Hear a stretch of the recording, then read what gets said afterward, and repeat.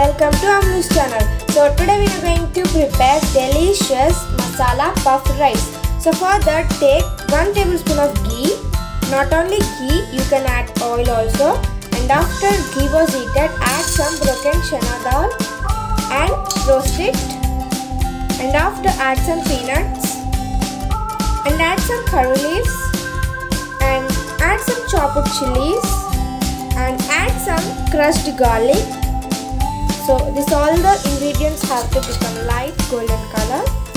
After it become light golden color, add 1 cup of puffed rice and mix it together. After add a pinch of salt for the taste. Add half tablespoon of chili powder. Add a pinch of turmeric powder.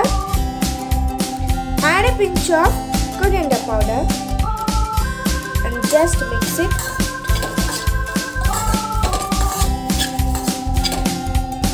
And completed of this flame, and at the last add some coriander leaves. Completed the tasty and delicious masala puffed rice. Thank you.